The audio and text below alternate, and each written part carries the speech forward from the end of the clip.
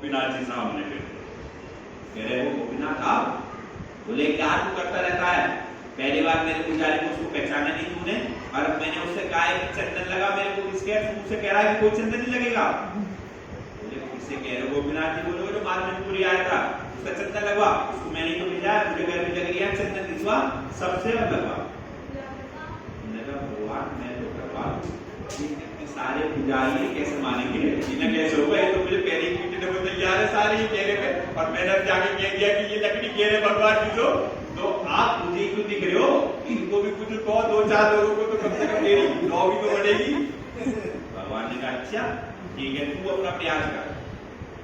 अगले दिन भगवान ने कहा मैं देखूंगा प्रयास कर। सुबह उठा किसी से ये नहीं कह रहा कि कोई आया चंदन कह रहा तुम्हारा सपना सोए थे तुम लास्ट सोया था सपना आया था।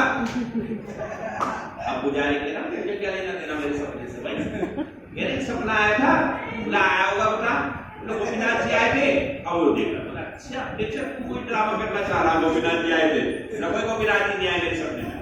कह रहा गोपीनाथ जी फिर मुझे फंसाओगे तुम इनके सपने में आए ना तुमको कहते हैं देख लूंगा। फिर दूसरे पुजारी पे गया 5-7 पुजारी पड़ा मंदिर बोला और तो ठीक है बोला आप बोले सोए थे कल।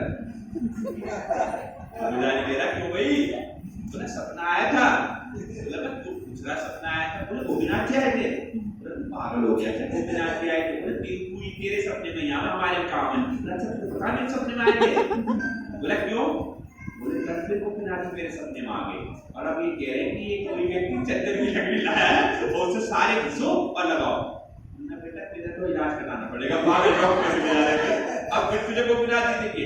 अब वो बोला भगवान मैं तो तुझसे कह रहा था पिछली बार ही मानी थी मेरी बात और आप कहते मैं देखूंगा कुछ नहीं माने तो अब वो चुप बैठा उसने कुछ नहीं कहा।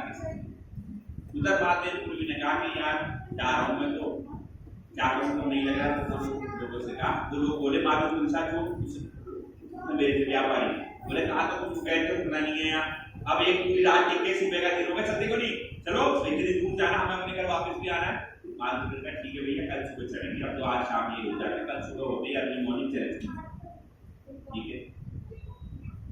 जैसे मालूम पुलिस सोए मालूम पुलिस सपने में फिर आओ भोपाल मालूम हाँ जी बताओ तुझसे कहा था चंदन किससे लगवा गर्मी लग रही है मुझे मालूम कह रहे गर्मी बैठे खुद वहां पे मुझे कह रहे याद लगा गर्मी लग रही तो मेरा दिमाग ही घुमा दिया गोपाल जी ने। बोले तुझे कहा ना चंदन लगा बोले जी मैं गया था वहां पर अब वो तो मुझे कुछ लगाने देने में कौन सा वहां का हेड पुजारी तो बोले गोपीनाथ देखेगा तू जाके एक बार और ट्राई कर। बोले अच्छा जाओ एक बार बोले ठीक है कल सुबह वहां पे बोल। इधर उसी रात को गोपीनाथ जी जितने पुजारी थे सबके सपने बोलो क्या उसका मजाक उड़ा रहे हो मैंने बोला उसे वो चंदन लगवा मुझे गर्मी लग रही है कल हुआ नहीं क्या रहा एक भी आदमी या मंदिर में ऐसा ना रहे तो चंदन ना घुसे और चंदन घिसो और मुझे लेप लगाओ मुझे गर्मी लग रही है। अब तो सब लगे बोले अरे बात में तो गोपीनाथ जी आए और बोलो पुजारी को मैंने दर्शन दिए थे पहली बार भी तुम उसका मजाक बना रहे हो चलो उसको बोलो सब मिलके लगाओ।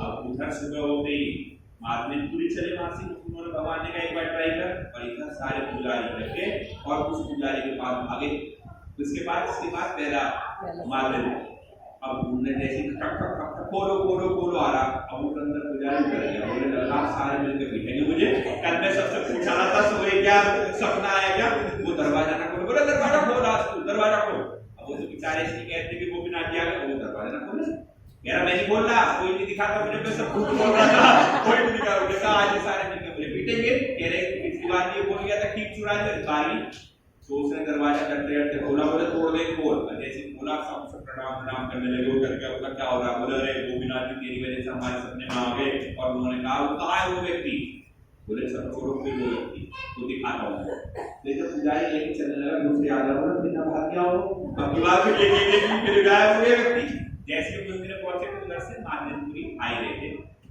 माधवपुरी को उन्होंने कहा ये माधवपुरी तो सबने माधवपुरी को प्रणाम करा कहा कि आप इतने अच्छे भक्त भगवान स्वयं दर्शन दे रहे आपने खीर चुराई भगवान ने और आपको और मालाएं सब बनाई। माधवपुरी ने कहा भैया मुझे कुछ नहीं चाहिए चंदन की सिक्कर लगा दो मेरा सेवा पूरी हो।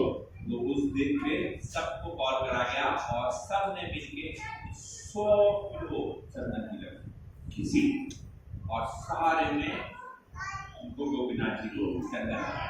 तो जिस दिन वो चंदन लगाएंगे उस दिन को बोलते हैं चंदन यात्रा। इसलिए इस फॉर्म में हर साल एक दिन चंदन यात्रा बनाई जाती है। और वो 100 किलो लकड़ी की घिस के खत्म ही नहीं हुई।